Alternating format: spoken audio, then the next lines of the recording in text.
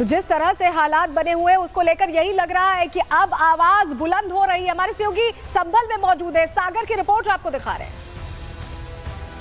तो नेजा मेला पर रोक लगने के बाद नमाज का भी दिन है। लगातार देखिए नमाजी इस समय विवादित जामा मस्जिद पहुंच रहे हैं, लेकिन एक तरफ पुलिस चौकी का भी निर्माण कार्य लगभग अब पूरा हो चुका है। वो भी तस्वीर हम आपको दिखाएंगे। ये तस्वीर काफी अहम है क्योंकि नेजा मेला पर जिस तरह से प्रशासन ने कहा कि इस बार रोक लगाई गई है क्योंकि किसी भी जिसने भारत पर आक्रमण किया ऐसे किसी भी क्रूर शासक की याद में मेला नहीं किया जाएगा। लेकिन अब देखिए ये तस्वीर भारी फोर्स की यहाँ पर तैनाती, ये देखिए विवादित जामा मस्जिद के आसपास हर तरफ चप्पे चप्पे पर इस तरह से पुलिस फोर्स की समय निगरानी समय है। यही नहीं, सीसीटीवी कैमरे के जरिए भी इस पूरे इलाके की लगातार अब मॉनिटरिंग अब की जा रही है। लेकिन अब सबसे अहम तस्वीर जो रिपब्लिक भारत के पास जानकारी हाथ लगी कि हाँ रामनवमी के दिन जो है पुलिस चौकी का उद्घाटन किया जा सकता है। ये तस्वीर काफी अहम, देखिए 2 मंजिला जो भव्य यहाँ पर पुलिस चौकी बनकर अब तैयार हो चुकी है। लगभग सैकड़ों की संख्या में पुलिसकर्मी इस समय तैनात है पुलिस चौकी के अंदर। तो जिस सालार गाजी के खैरखा बन रहे अखिलेश यादव, जियाउर रहमान वर्ग, जरा बता देते हैं आपको कि सालार गाजी था कौन और किस तरह से उसने जुल्म ढाया था, किस तरह से उसका हिसाब भी किया गया था इसी भारत में। चलिए जानकारी आपको दे देते हैं। दरअसल आपको बताया महमूद गजनवी का भांजा था सैयद सालार गाजी और महमूद गजनवी का सेनापति भी था सैयद सालार। महमूद गजनवी की सबसे क्रूर शासकों में गिनती की जाती है। इतिहास अगर आप पढ़ें, गुजरात के सोमनाथ मंदिर पर आक्रमण कर लूटपाट की थी, सोमनाथ मंदिर में शिवलिंग को भी खंडित किया था, यहां से 20 मिलियन दिनार लूट कर ले गया था। 1026 ईस्वी में इस हमले को सबसे बड़ी चोट उस दौर में कहा गया। डर दिखाकर हिंदुओं का धर्म परिवर्तन कराया जाता था उस दौर में। रास्ते में जो भी रियासत आई उसे खत्म करके ये आगे बढ़े थे, ये इनका इतिहास है।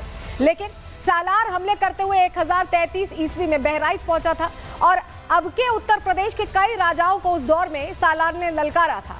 कई हिस्सों में कत्लेआम कर लूट मचाने की कोशिश की थी। सालार का सामना श्रावस्ती के महाराजा सुहेल देव से उस वक्त हुआ और उन्होंने उस दौर में 21 राजाओं के साथ संयुक्त सेना बनाई। सालार और संयुक्त सेना के बीच भीषण जंग हुई। महाराजा सुहेल देव ने सालार को करारी शिकस्त दी और जंग में हार के साथ ही सालार को जान भी गंवानी पड़ी थी।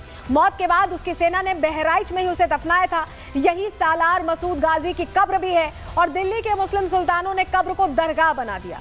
बाद में इसी दरगाह पर मेला लगने लगा। ये पूरी कहानी है और इसको लेकर अब विरोध के स्वर तेज हो रहे हैं और संत समाज भी यही कह रहा है कि इस तरह के उर्स मेले नहीं आयोजित होने चाहिए। सुनिए जरा। एक आक्रांता था और उसकी जो भी गाथा है वो जग जाहिर है कि उसने किस प्रकार से हिंदुओं का नरसंहार किया, किस प्रकार से हिंदू बहन बेटियों की इज्जत लूटी, छोटे बच्चों को भाले की नोक पर टांग दिया। धन्यवाद दूंगा प्रशासन को, शासन को, इन्होंने अच्छा किया। किसी भी आक्रांता का महिमा मंडन जो करे वह देशद्रोह है। ऐसे व्यक्ति कार्रवाई होनी चाहिए। जिसने भारत को बार बार लूटने का प्रयास किया, क्या उसके नाम पर मेला लगाना सही है? सरासर गलत है। जो भारत के विरुद्ध जिसने आज तक षड्यंत्र भी किया है, ऐसे व्यक्तियों को भारत से, जो भी ऐसे व्यक्तियों का महिमा मंडन करता है, ऐसे व्यक्तियों को भारत में रहने का भी अधिकार नहीं है।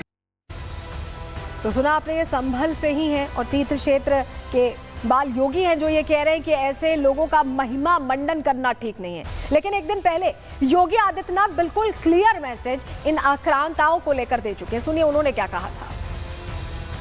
आक्रांता को महिमा मंडन नहीं करना चाहिए।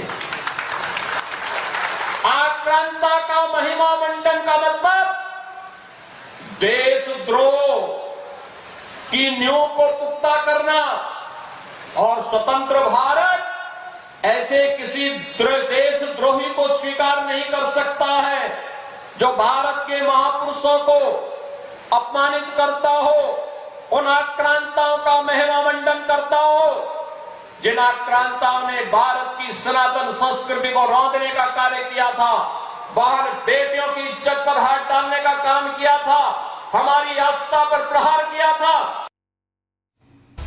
इतिहास बताता है कि मुगलों और आक्रांताओं ने सनातन को मिटाने की पुरजोर कोशिश की, लेकिन सनातन ऐसा था जिसे मिटाया नहीं जा सका। आज भी प्रासंगिक है, लेकिन अब इन आक्रांताओं के निशानों को मिटाने की मांग हो रही। रिपोर्ट देखिए।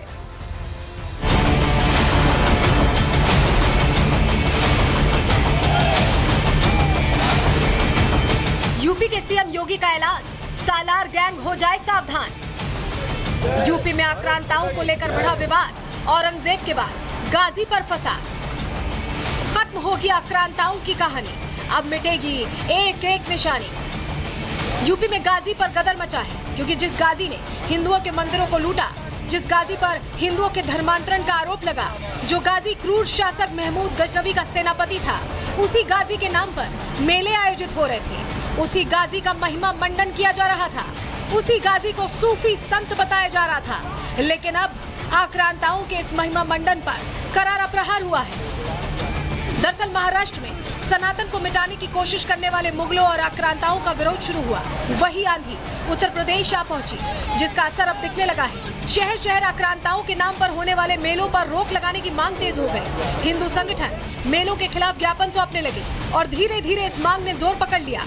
इसी का नतीजा है कि पहले संभल में आक्रांता सैयद सालार गाजी के नाम पर लगने वाले सालों पुराने मेले पर प्रशासन ने रोक लगा दी।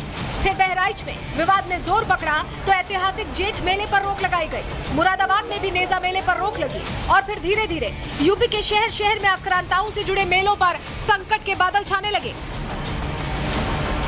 उत्तर प्रदेश के मुरादाबाद में बिलारी में धावला गांव में मेला लगता है सलार गाजी के नाम पर।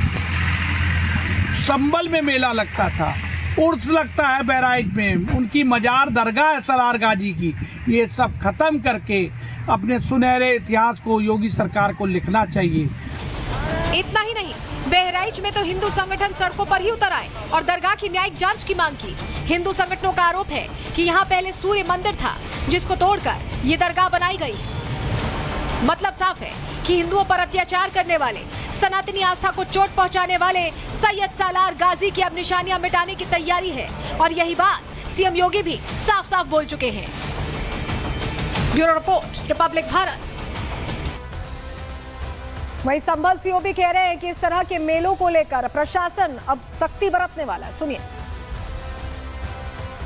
कैसी तैयारी फोर्स को लेकर? सर ने बता दिया भाई, पूरी तैयारी है। जब आपने बताया जाए सीसीटीवी के माध्यम से, और वैसे भी हर चौराहे पे नुक्कड़ पे फोर्स लगी हुई है, तो शांतिपूर्ण जैसे होली हुई है, इसी तरह ईद भी शांतिपूर्वक गुजरेगी। बस एक सवाल, नेजा मेला पर रोक लगने के बाद हालात पूरी तरह से सामान्य है संभल में? हाँ, कोई दिक्कत नहीं है। नेजा मेला में सब लोग नेजा मेला के पक्ष में नहीं थे। कुछ लोग ऐसे भी हैं जिन्होंने मतलब हाँ ठीक है, जो प्रशासन ने कहा उसको एक्सेप्ट किया, तो सब मान रहे हैं बातों को।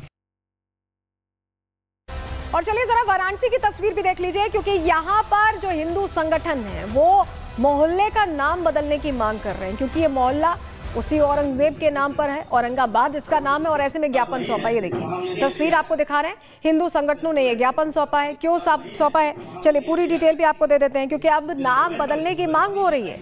उस इलाके का नाम औरंगाबाद है और ये लोगों को पसंद नहीं आ रहा है।